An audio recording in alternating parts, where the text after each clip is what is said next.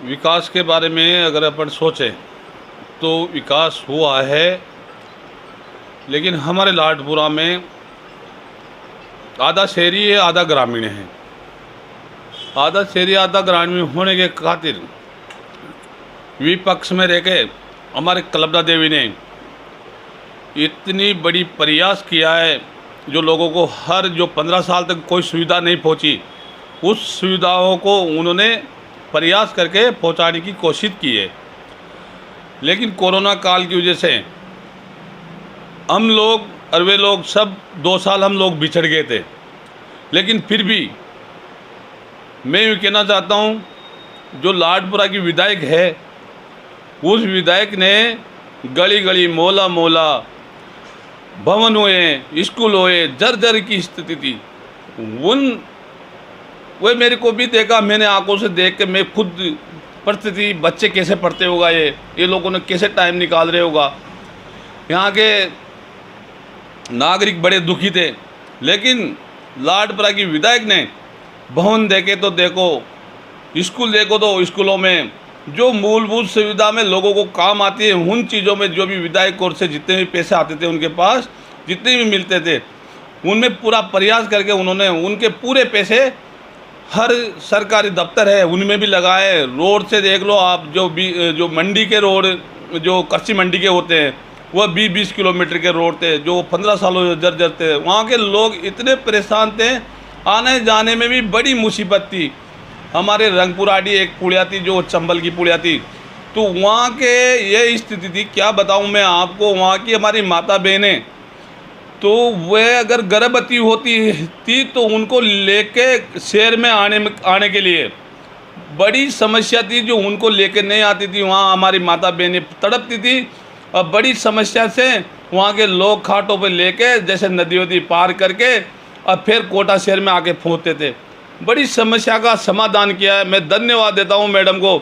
ऐसी हमारी विधायक मिले हमें आगे भी, तो हमारी प्रजा का कार्य हो और प्रजा बड़ी सुखी है, उनसे कोई दुखी नहीं है, बड़े आनंद के साथ है। जहाँ भी जाते हैं हम लोग, चाहे उत्सव हो, चाहे धार्मिक कार्यक्रम हो, चाहे सामाजिक कार्यक्रम हो, सब कार्यक्रमों में उनका प्रयास रहता है पहुँचने का। क्या लग रहा है इस बार टिकट बीजेपी से क्या कल्पना देवी जी वापस लाडपुरा रिपीट?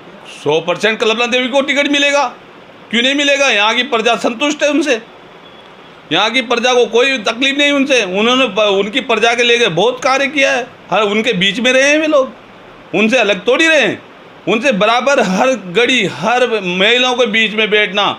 आज मैं उन पद को देख के, वो तो ऐसे भी रानी थी, लेकिन वह पद देख के हम नीचे रोड पे बैठ जाती है। चाहे वो बिस्तर भी नहीं बचाए कोई, तो भी वहाँ रोड पे बैठ के हम भी उनके साथ बैठ जाते थे। हम लोग ही बोलते थे, मैडम आप नहीं, कम से कम वे तो ला दो, पर्स तो ला दो, पर्स पे बैठेंगे।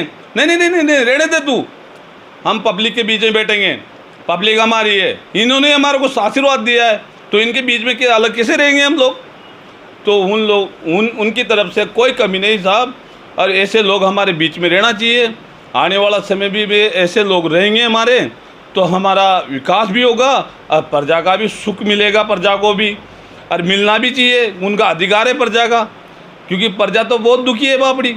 प्रजा तो आपसे मांगती क्या है, बस उनका विधायक हो, ऐसा हो जो उनकी कम से कम उनकी बात तो सुन ले। अब उनकी बात सुनने में कोई कमी नहीं उनकी तरफ से, चाहे कार्यालय पे जाओ उनके, चाहे उनके क्षेत्र में जाओ, जहाँ भी जाओ, बराबर बात करना, बराबर साथ रहना, अपना मनोबल, हमारा विश्वास, सारी चीज़ों का एक व्यक्तिगत सबसे बात करना। उनके पास ऐसा कोई भाव ही नहीं है, उनके भेदभाव वाला मीटर ही नहीं है। यूँ नहीं है भाई हमारा ये कार्यकर्ता नहीं है, लेकिन उनके लिए तो ये भी मेरा कार्यकर्ता है और ये भी अपने ही लोग हैं, हमारी प्रजा है। तो इसी भावनाओं से वे काम करते हैं। और कांग्रेस कुशासन में तो बहुत सारे काटा कूटा हुआ है, हमारे को मूलभूत सुविधा नहीं दी है। हमारे ये क्षेत्र में यूँ मानो पानी की बड़ी जिल्लत है, लोग गंदा पानी पी के टाइम पास कर रहे हैं।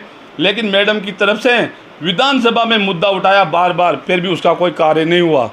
400 अरब 400 करोड़ क्या हमारा अमृत योजना का पैसा था, वह पैसा भी कहाँ पता नहीं हमें। हम तो छोटे राजनीतिक लोग हैं, लेकिन बड़े लोगों को याद है भाई वह पैसे कहाँ लगाए। पब्लिक का मूलभूत सुविधा ज़रूरी है, स्मार्ट बनाओ, यूँ नहीं कहना भाई स्मार्ट मत बनाओ, लेकिन पहले हर व्यक्ति को घर में तो कम से कम मूलभूत सुविधा तो दे दो। फिर जिसके बाद में आप कितनी भी स्मार्ट करो सिटी को, कैसा भी कार्य करो, आप बढ़िया करो, अच्छी बात है। हमारा जनप्रतिनिधि ऐसा हो जो मूलभूत सुविधा भी दे, लोगों को स्मार्ट सिटी भी बनाए, ऐसे लोग होना भी चाहिए। लेकिन वहाँ स्मार्ट कोई चौराया दिखाने से, कुछ चीज़ें दिखाने से स्मार्ट नहीं हो जाता है। स्मार्ट तो वह होगा जब हमारे घर तक मूलभूत सुविधा पहुँचेगी। 5 साल कांग्रेस की नवरात्रा स्थापना और दिवाली दशहरे की शुभकामना देना चाहिए। हमारे देशवासियों को जो हमारे त्यौहार आते हैं, नवरात्रा, दशहरा, देशवासियों को मैं ढेर सारी शुभकामना देना चाहता हूँ।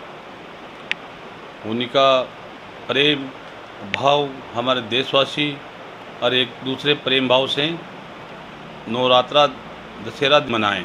अब बड़े उत्सव उल्लास के साथ मनाया जाए। हमारे त्यौहार सामूहिक मनाया जाता है तो हमें बड़ी प्रसन्नता होती है, क्योंकि हम एक हैं और हम एक रहेंगे। हम राष्ट्रहित में और राष्ट्रहित में रहेंगे।